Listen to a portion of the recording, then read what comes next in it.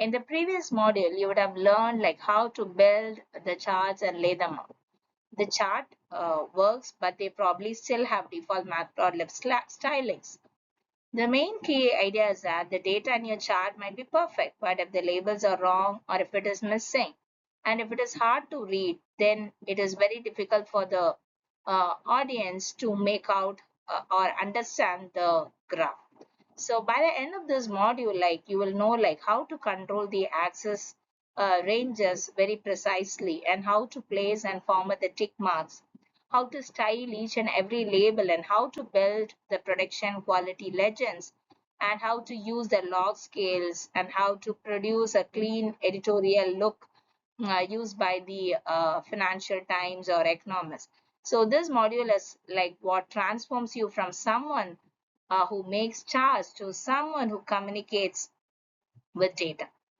And on a chart, they exist for a reason, right? And every element must earn its place.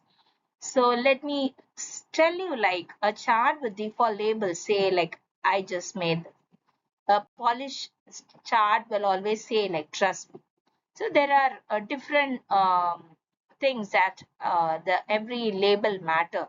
So the in context, the titles, it tells the reader like what are they looking at in 1 second. So when someone opens a report or a presentation, the first thing that their eyes go um, to it is to the title, right? So say that a chart title like monthly revenue Q4 quarter 4 2024. So it is immediately understood that it is a monthly revenue for the chart for the quarter 4. So if the chart has got no title, then it makes the reader to be very confused. So next is about the units that we have in the chart. So this is the most common and the most expensive mistake that many people make, like access labels with units like rupees, percentage, or gigabyte. This even prevents the misreads, right? So consider these two y-axis. One say revenue and the other say like revenue, the rupees in rupees crore. So if the stakeholder reads the unlabeled one and assumes that the unit are million instead of crore, then they have a uh, they tend to take out a wrong decision, right? So the units is like they are not optional, they are very mandatory in the chart. And next you can look at the scale. So the axis range is one of the most powerful way, like you have to write down the scale properly, that the bar chart that starts at y is equal to 95 instead of y equal to 0, it makes a 5% difference look like 5x different. So setting the range, the scale is very important. And hierarchy. So think of a chart element like a newspaper article. So there is a headline, there is a subtitle, and then the body text and the caption, right? So in the same way, we have got the title, the axis label, the tick labels, and the caption, which is a legend.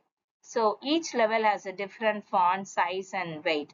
So this visual hierarchy guides the reader's eye from the most important to the least important. So this is the reason that the chart should make out the label in a proper way so that the decision and the communication is made very properly. And now let us see like how do you set the axis limit, x limit and the y limit. So setting the axis limit is the first act of the intentional chart design. So you're deciding like what range of data that your reader should use, and the decision carries a visual and ethical weight, right? So let us just look into the axis dot set of x limit of 0, 100. Say it sets a horizontal range of the axis from 0 to 100, and anything outside this range is not shown. And you can set the limit for the y-axis like set underscore y limit of, and the bottom is 0. So it only sets the minimum y value. So letting the matplotlib to auto calculate the maximum. So this is very useful for bar chart, like whether if you want to force the baseline to 0 while keeping the top automatic, you can use this setting of y limit. And x dot that is the variable x dot auto scaler, it resets the matplotlib's automatic scaling, which can fit all the data. So the output shows here like two versions of the same data set. So the left is the default auto range that the matplot left spits out all the 300 points. Okay, the range is chosen to include all the 300 points. So this is on the left, and here on the right you can see the x limit is from 20 to 30. So the x-axis you have got from 20 to 60, and the y limit is from 0. Minimum is obviously going to be 0, and it has taken like 0 to 55, because you can see like forcing y to start at 0 with a horizontal reference line at y is 0. So this is how the setting of axis with the x limit and y limit happens. Is a custom tick position, and you can transform the chart from the code output into a human readable document. Like the default ticks is going to be like 0, 1, comma 2, comma 3, which is quite meaningless, right? So we can have a label ticks like Jan, Feb, March, April, May. It is very easy for the user or the developer to communicate. So there are two argument systems. So this setting up the xtick, okay, set underscore xticks of, it has got actually like two argument system. The two argument system indicates like 0, 25, 50, 75, and 100. So this tick marks appears at these x values, so with the default number label, okay. And setting up like ax dot set xticks of 1 comma 2 comma 3 comma 4, and if I want the label to be as q1, q2, q3, and q4, then I can position this index with the quarter values, let's say q1. So now the tick at position 1 shows like q1. So you will have at q1, then position 2 as q2, and then q3 and q4. And even you can perform the rotation of the label, which can avoid the overlap. So the output here shows like a two bar chart with the 12-month of revenue data. So here the left tick, on the left, it shows the default tick value. It shows the integer position from 0 to 11, which is meaningless. But whereas you can see here, the reader was able to, in the right, you can see like it is rotated for 45 degree with alignment, and you can see that the bar chart is making out a sense, like it is giving out the label in the form of a month. Okay, so this makes a very sense. So setting of the xtick and the setting of the xtick label, it both must, the length, both of them must match. So if you set the 5 tick positions, and if you give 4 labels here, then that is going to throw out an error. So if you give 4 labels, then you should give out the 4 tick position values. And now rotating and formatting the tick labels, let us see like, so earlier we have seen like 45 degree rotation. And here, if you say that if you want to category the labels like electronics, mobile phones, laptops, all this, it is very too long, right? The labels are too long, and it's too long to display it horizontally, and they overlap each other, and it becomes unreadable. So the left panel in the output, like you can see here that it is all overlapped, and it is all unreadable, right? So it is very much crowded, and it is ineligible tick label. So you can fix this out by making use of the set underscore xtick labels. Okay, you can tell out what is the category that you want. So say that I'm giving out like month. Okay, and you can give out the rotation angle like 35 degree or 30 degree, whatever that you want, and it angles the text into 35 degree counterclockwise direction. And HA is HA, that is right. So this right alignment, this rotates the text so that the tip points at its tick. So, and the font size is 10, so slightly it is smaller than the default. You can give out like even 8 so that it looks very legible. And the right panel here, you can see here it shows a fixed applied like clean, readable, and the angled label. So this is very important when you write down the labels in the chart. So you can choose any rotating angles for making out the labels very legible. And now let us move on to locators and formatters. So locators and formatters are the professional grade system for the tick control. So while set underscore xticks off, it gives out a manual control. But whereas this locators and formatters, they give you a rule-based automatic control that scales with your data. So there are two objects and they do two jobs. One is locator and other is called as the formatter.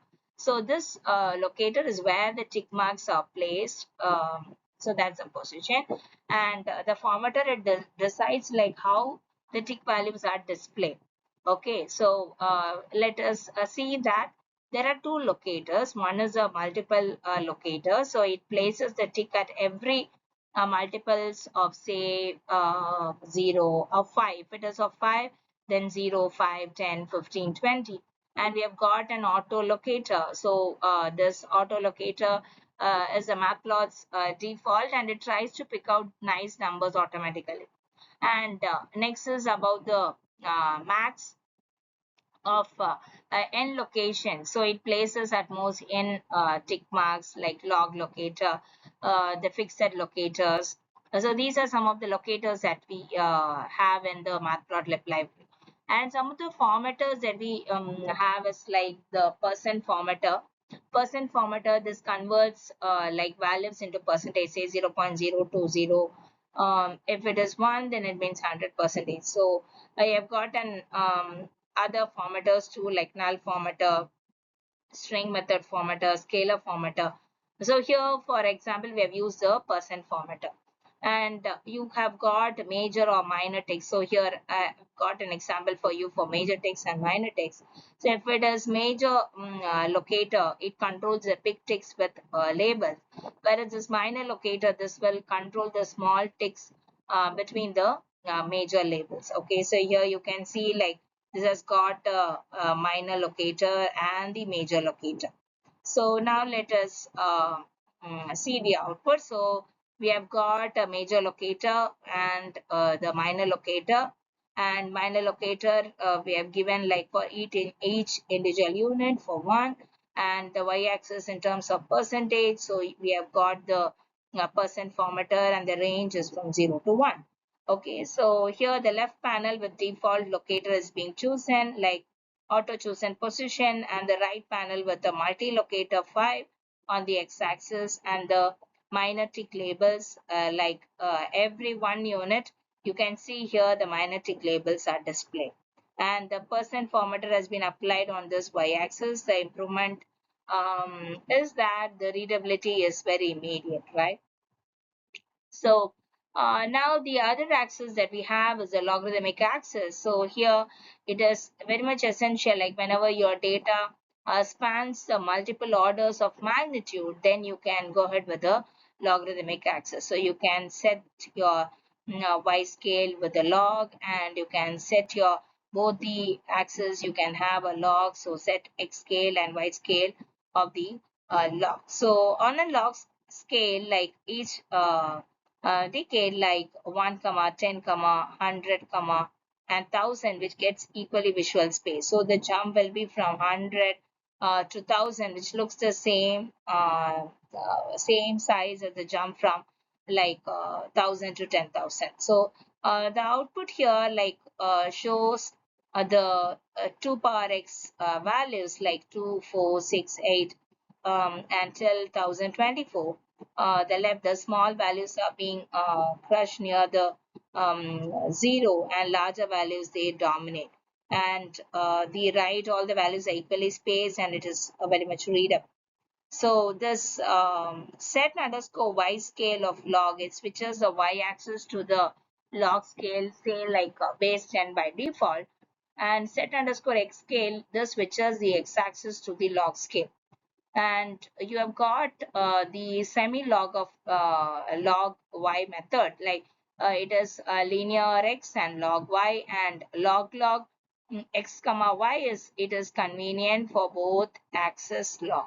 So when not to use log is that when your data does not span for more than 1 to 2 orders of magnitude, and when your audience is not scientifically literate to understand it, then it is not required that you go ahead with the logarithmic axis. And now, as we have seen like earlier, like every chart needs three text elements to be complete. One is a title, then is the x-axis label and the y-axis label. So this slide shows you very well like how to set the title, how to set the X label. So X label, I'm going to make it out as month, and the Y label, I'm it is going to be as revenue. So you can set the title for the entire chart, the X-axis label, and the Y-axis label. Okay, and the subtitle is going to be like Q4 performance review. So this is how you set the title and the axis label.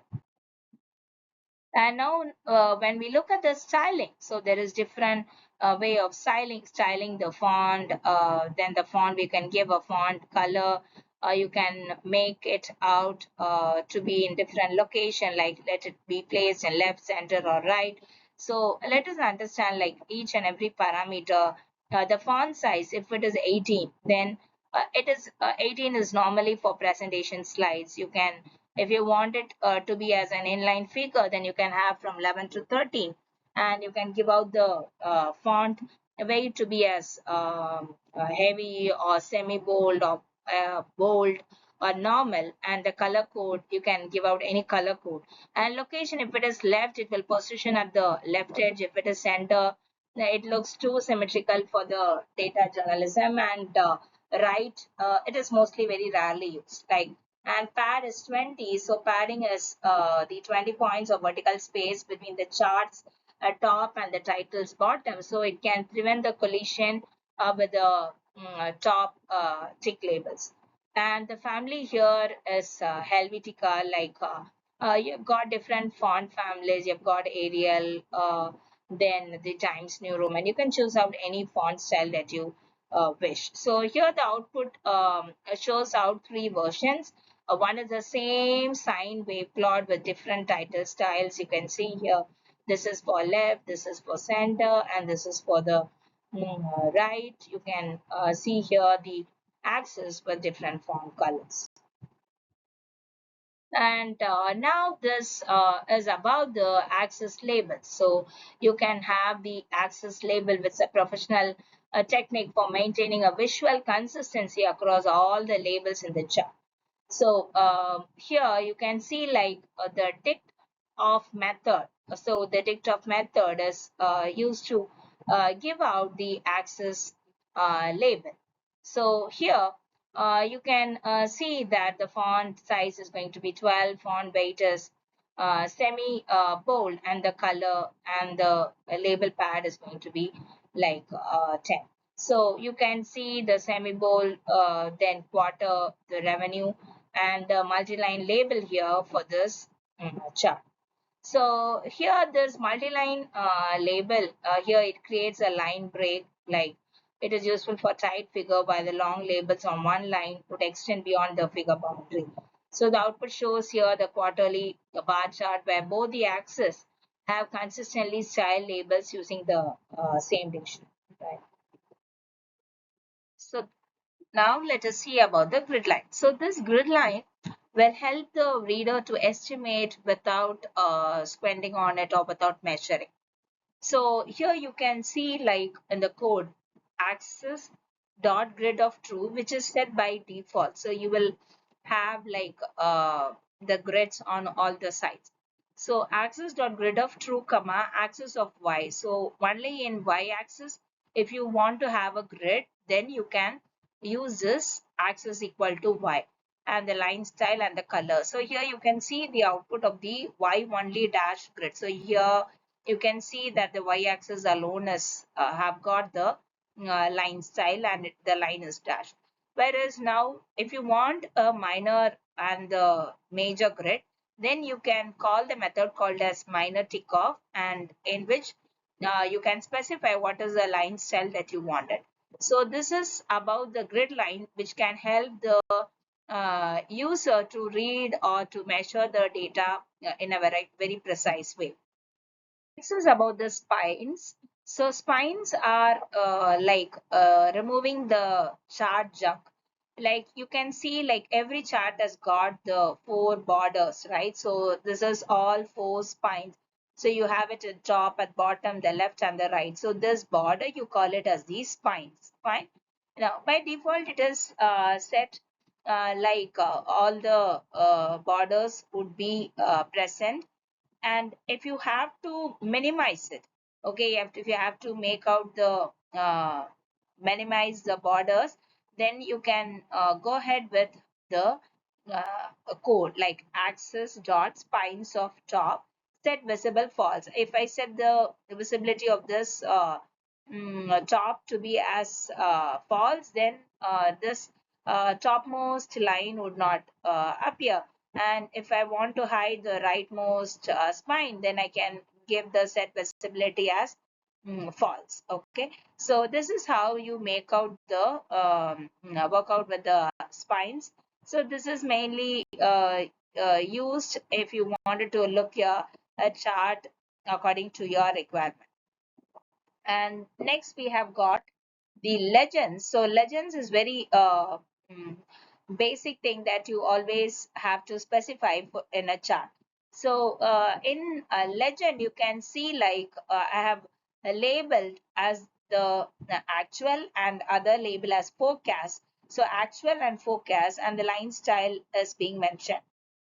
Now, you can place this legend either in the upper left or in the upper right or even in the lower center. So you have to specify like where are you supposed to place your legend.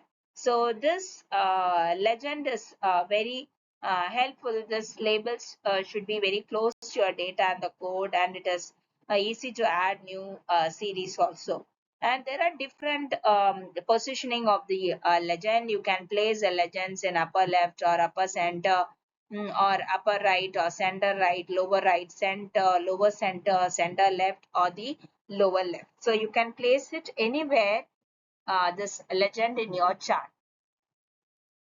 And now let us see like how to place a legend outside the chart by using a method called as bbox to anchor. So bbox to anchor is one of the very good method that you can place this legend outside without making the legend to overlap with these line chart or scatter chart or bar chart, right? So say that I've located the wanted the legend to be in upper left, so it is in upper left. So when I give like a b box to anchor, so what happens is it is placed at x-axis. X-axis it is 1.02, and it is just outside the right edge, and y is 1, which is at the top of the axis.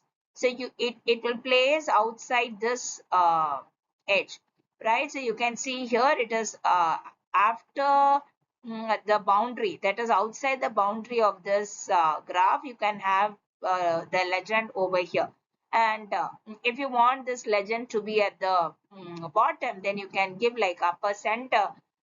It is mandate that you use the tight underscore layout of. It is mandatory because when you use the b box to anchor outside the axis, like without it, legend will be cropped when you save the figure. So this tight underscore layout of is very important whenever you use this b box to anchor. And after placing the legend outside with the b box to anchor, then you have to use the fig dot save fig off. You know the syntax like fig dot save the figure of. You have to specify the figure format like say output.png, and bbox underscore ranges is equal to tight. So this tight setting will include the external legend in the saved image. So this is very important that you should remember that this plt dot tight underscore layout is very important. And now let us see like what are the legend stylings that we can have, like the legends. If you want the title as region, and then you want in different font size, font style. You can make it out. You can show a border box. You can have a rounded corners. Or see, whatever that you wish according to your requirement, you can make out the styling with the help of these parameters. You can make out a shadow. You can give an edge color. You can give the face color. You can set the transparency. You can tell like whether you want it in two column or what should be the line spacing. So you can style your legend as per your requirement. And now let us move ahead with the twin axis. So this we have covered actually in our previous module. So I just wanted to recap you like if it is a twin axis, the color code is very, very important because every element related to axis 1 should be of the same color, the line and the y-axis label and the tick labels, and every element which is added to axis 2, it should be of the a different color, the same different color, the bars as well as the y-axis label and the tick labels. So this twin axis is already covered in module 3, but still I'll just show you like the setup as figure dot axis 1 is equal to plt dot subplot of, and you can create out, call out this twin x of method. So this creates two arrays which is sharing the same x-axis. One and axis 1 has its y-axis on the left and axis 2 has its y-axis on the right. About the color coding for clarity. So this is the most important technique for making out the twin axis chart readable. So the problem without color coding is that the reader seems like two lines and two y-axis but cannot immediately know like which axis belongs to either x or y, right? So with color coding, the eye can follow out the blue line. It finds out the blue y-axis label, say temperature C, and reads a value on the blue y-axis. And there is no mental effort required. So every element must be color coded, not just the axis label alone. So let us look into the code. Like for the axis 1, we have the tick parameter. Say the axis is y and the color is given as steel blue. So the tick numbers are in blue. And axis 1 dot spines of left. So we have seen about this spines in the earlier slide. Then dot set color off. So this will set out on the left, and then setting out the y-axis label as temperature, and the color is also sealed. And we can have the same thing for the axis 2. So this will create a complete visual system, like left side is blue temperature and the right side is coral, this is sales. So even without reading the label, the reader's eye can follow the colors. So this is about the color coding for clarity. Now let us see like even the axis can be reversed. So the method or the function that is used is axis dot invert underscore y axis of. So this is what does this do is by default the lower values are at the bottom of the chart, and for ranking if you want like the top first one to be displayed, so inverting this y-axis would really be good, like inverting the y-axis places the lowest number at the top, right? So the left output shows here like 5 students who are being ranked by their score, and without inversion the highest score, Alice, who have got 95 marks, is at the top. But for the ranking chart, Alice is first place and should appear at the first top. So you can achieve this by axis dot invert underscore y axis of. And here, if you do as a axis dot invert underscore x axis of, similar but for the x axis. So when you want the time to go from the right to the left or from the minor effect, you can go ahead with this. And the threshold, the length threshold is 1, which means that you can treat the range from -1 to +1, and you can use log for everything outside. And the right output shows here, this is a chart for x cubed by 1000, which has a range of values from -1000 to +1000, and it crosses the 0. So on a regular log axis, this would fade. So on symlog, the positive side is logarithmic and the negative side is going to be the logarithmic and inverted, and a small linear band allows the 0 to connect them. So this is how you can even have a axis which is reversed, and how to use this simple log. So this tick underscore paramorph is a method which is a Swiss Army knife of the tick customization. Like one call with many keyword arguments control almost every visual aspects of the tick marks. So you can see here the tick underscore paramorph has got different parameters or arguments. Let us see one by one. So this axis both, which includes the x-axis and y-axis, or even you can have both the axes, and which on whether you have to apply which ticks, whether it's major tick or minor tick or both the ticks. Direction out in means it is into the chart, and if it is out, it is outside the chart, or even you can have in out both. Length is 6 is the length of the tick mark in points, and width is 1, the line width of the tick mark, the color code of the tick mark, the label size, the font size for the tick label, and padding is the space between the tick mark and the label and the points. And now let us see like a capstone project, like a polished revenue chart, that after you make out this 10 lines of polish, that you'll be able to get out this output. So it shows the same data set, how it is transformed from the raw matplotlib output to a publication ready chart. So the 12 month of revenue data in a raw unit, right from 1.2 million to 2.2 million. And before that, you can see here the left panel. It shows you like just axis dot plot dot plot of this revenue underscore p. This is just the data, nothing else. And you can see the left panel chart here. So the improvement that we have made is there was 10 targeted improvement that I have listed out. So you can make out this 10 line of this polish change, and you can see the output for before and after. So I wanted you all to practice and experiment this real world capstone project so that you can be an expertise in the Matplotlib.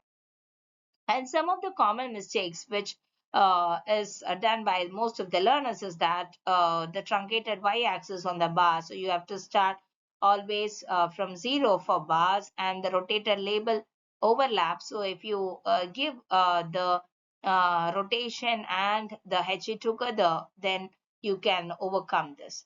And the legend, many times it hides the data. So you can use the BB box underscore to anchor. So in order to make out the legend without hiding the data, and the tiny tick labels, you can bump to 12 point for the presentation. So the exercise 4.1 is an assignment for you. Like you can start doing the GDP from 2014 to 2024. Like you can apply each tweak and save the picture and compare it with all this step by step. So the steps are being given. So you can create a chart with this. So you can add fill underscore between to shade the area above the baseline, and you can perform the annotation. You can give the legend, you can give the xtick, you can use spines, and see that what all that we have covered up in the module, how does it work for this hands-on exercise. So we have come to the end of this module 4, like the axes, text, labels, and the legends. So hope you have enjoyed this entire module on this axis, and how to use the legends and how to use spines. So in the module 5, we are going to cover about the annotations and saving. So, and also adding the text callouts, arrows, shapes, and watermarks to the chart, and how to export the figure with PNG. So, see you in the module 5. Thank you.